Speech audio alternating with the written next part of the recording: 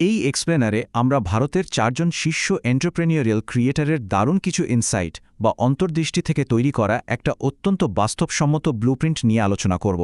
সত্যি বলতে এটা কোনো রাতারাতি বড়লোক হওয়ার জাদুকরী স্কিম বা ফাঁকা বলি নয়, বরং এটা 0 থেকে মাসে 1 লক্ষ টাকা উপার্জনের একটা প্রমাণিত রোডম্যাপ। যারা সত্যিকার অর্থে আর্থিক অবস্থার পরিবর্তন করতে চান তাদের জন্য এই বিশ্লেষণটি একটা পরিষ্কার এবং সলিড দিক নির্দেশনা দেবে। চলুন সরাসরি মূল বিষয়ে ঢোকা যাক। শুরুতে একটা চমকে দেওয়ার মতো পরিসংখ্যান দিয়ে আলোচনাটা শুরু করা যাক। বিজনেস এক্সপার্ট দীপক বাজাজের মতে আমাদের দেশের 85% গ্র্যাজুয়েট তাদের পড়াশোনার নির্দিষ্ট ক্ষেত্রে কোনো চাকরি জোটাতে পারেন না। বাধ্য হয়েই 15 থেকে 20,000 টাকার মতো সামান্য বেতনের কাজে তাদের সন্তুষ্ট থাকতে হয়। এই পরিসংখ্যানটা কিন্তু চোখে আঙুল দিয়ে দেখিয়ে দেয় যে প্রথাগত ক্যারিয়ারের ইঁদুর দৌড়ের বাইরে এবার নতুন কিছু ভাবার সময় আসলেই চলে এসছে। আর এই হতাশা থেকে অনেকে দ্রুত আয়ের আশায় একটা বিপজ্জনক শর্টকাটের পথে পা বাড়ান। একদিকে রয়েছে ট্রেডিং বা বেটিং অ্যাপ, যেখানে 99.9% ক্ষেত্রেই লস হয়, কারণ এটা পুরোপুরি ভাগ্যের ওপর নির্ভরশীল এবং প্রচণ্ড ঝুঁকিপূর্ণ। অন্যদিকে রয়েছে সার্ভিস বেসড বিজনেস বা সেবামূলক ব্যবসা। এই মডেলটা পুরোপুরি স্কিল বা দক্ষতার ওপর নির্ভরশীল। মূলধন লাগে খুবই কম, কিন্তু বাজারে এর আকাশ ছোঁয়া চাহিদা রয়েছে। দ্রুত আয়ের মরীচিকার পেছনে না ছুটে একটা দীর্ঘমেয়াদী ব্যবসা করাই কিন্তু আসলে বুদ্ধিমানের কাজ। বিশেষজ্ঞরা মাসে 1 লক্ষ টাকার মাইলফলকে পৌঁছানোর জন্য একটা সুনির্দিষ্ট 5 ধাপের মাস্টার ব্লুপ্রিন্টের কথা বলেছেন। চলুন ধাপগুলোতে একবার চোখ বুলিয়ে নিই। 1. উপার্জনের বাস্তবতা। 2. High income skill. 3. মার্কেটিংয়ের শক্তি। 4. ড্রপ সার্ভিসিংয়ের মাধ্যমে স্কেলিং। এবং 5. সম্পদ তৈরি ও বিনিয়োগ। চলুন আমাদের প্রথম ধাপে যাওয়া যাক, উপার্জনের আসল বাস্তবতা। টাকা আয়ের আসল বাস্তবতাটা বোঝা আমাদের জন্য খুবই জরুরি। আমাদের প্রচলিত শিক্ষা ব্যবস্থা মূলত চাকরি করার জন্য আমাদের তৈরি করে, সম্পদশালী হওয়ার জন্য নয়। বাস্তব দুনিয়ায় কিভাবে সম্পদ তৈরি করতে হয় সেটা শেখানো হয় না। বিশেষজ্ঞরা জোর দিয়ে বলেন যে সম্পদ তৈরি করাটা আসলে একটা আইডেন্টিটি বা পরিচয়ের খেলা। দরিদ্র মানসিকতা সবসময় শুধু সস্তা ডিসকাউন্ট খোঁজে, লোনের উপর বাঁচে। অন্যদিকে ধনী মানসিকতা সবসময় মার্কেটে ভ্যালু তৈরি করার চেষ্টা করে, অ্যাসেট বানায় আর টাকাকে বহুগুণ বৃদ্ধি করে। তাই সম্পদশালী হতে হলে সবার আগে ভ্যালু তৈরি করার মানসিকতা গড়ে তুলতে হবে। এবার আসছে দ্বিতীয় ধাপে, হাই ইনকাম স্কিল বেছে নেওয়া। এখানকার নিয়মটা একদম জলের মতো পরিষ্কার। অন্ধের মতো কোনো ডিগ্রির পেছনে না ছুটে দেখতে হবে মার্কেটের চাহিদা কিসের। যে কাজের কোনো ডিমান্ড নেই সেটাতে মাস্টার হয়ে কোনো লাভ নেই। বর্তমানে বেশ কিছু ডিজিটাল স্কিলের চাহিদা ব্যাপক, যেমন copywriting, digital marketing, high ticket sales, content creation এবং ওয়েব ডেভেলপমেন্ট। বিশেষজ্ঞরা জানান কপিরাইটিং এবং ডিজিটাল মার্কেটিংয়ের মতো স্কিলগুলো তো গত কয়েক দশক ধরে ব্যবসার প্রাণভোমরা হয়ে আছে। এগুলো সরাসরি যে কোনো ব্যবসার আয় বাড়াতে সাহায্য করে। ব্যাপারটা একটা উদাহরণ দিয়ে বোঝাই, তাহলে আরও পরিষ্কার হবে। ধরা যাক হাই টিকেট সেলসের কথা। ধরুন কোনো কোম্পানির জন্য 1.5 লাখ টাকার একটা প্রিমিয়াম সার্ভিস বিক্রি করতে সাহায্য করা হলো। সেখানে মাত্র 20% কমিশনেও যদি একটা মাত্র সেল ক্লোজ করা যায়, তাহলে সেখান থেকেই সরাসরি 30,000 টাকার একটা বিশাল পে আউট পাওয়া সম্ভব। ঠিক এভাবেই হাই ইনকাম স্কিলগুলো পুরো আয়ের চিত্রটা বদলে দেয়।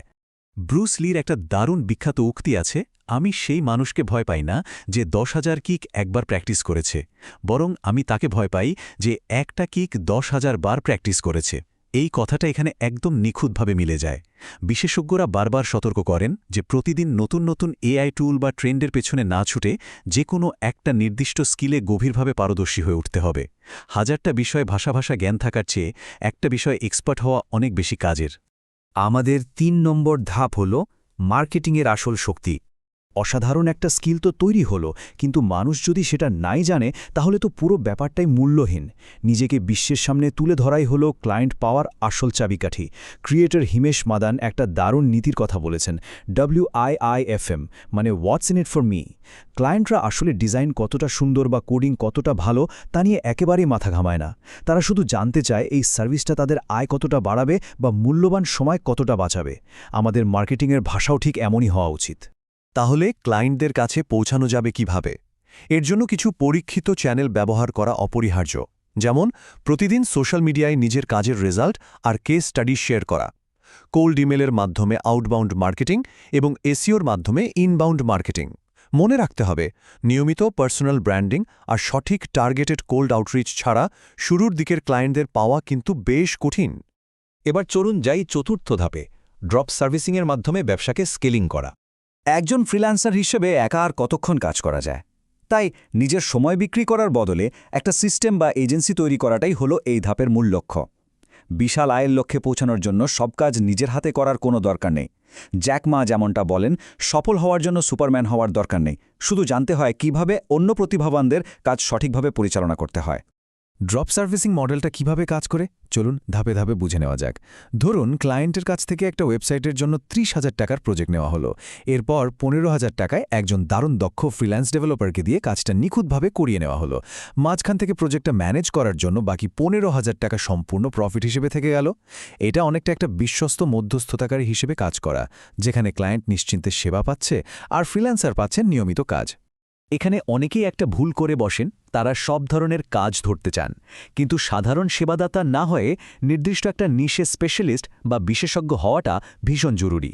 ধরুন কাজ করা হচ্ছে শুধু রিয়েল এস্টেট কোম্পানি বা শুধু ডাক্তারদের নিয়ে। এর ফলে বাজারে প্রতিযোগিতা একদম কমে যায়, ক্লায়েন্টের আস্থা বহুগুণ বেড়ে যায়, আর ওই বিশেষ জ্ঞানের কারণে অনেক বেশি বা প্রিমিয়াম রেট চার্জ করা সম্ভব হয়। যখন একাধিক ক্লায়েন্ট আসতে শুরু করবে তখন সবকিছু গুছিয়ে রাখার জন্য কিছু অপারেশনাল টুলস লাগবেই। কাজের জন্য স্ট্যান্ডার্ড অপারেটিং প্রসিজিওর বা এসওপিএস তৈরি করা, এক্সপার্টদের ডাটাবেস রাখা এবং আসানা বা ট্রেলোর মতো সিআরএম টুল ব্যবহার করে কাজ ট্র্যাক করা একদম মাস্ট।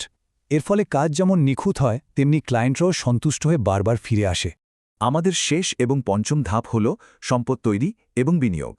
মাসে 1 লক্ষ টাকা আয় করাটা খুব সহজেই একটা লাইফস্টাইল ট্র্যাপ বা ফাঁদে পরিণত হতে পারে, যদি না সেই টাকাকে কৌশলগতভাবে বিনিয়োগ করা হয়। শুধু শখ মেটালেই হবে না, ভবিষ্যতের ভিত্ত গড়তে হবে।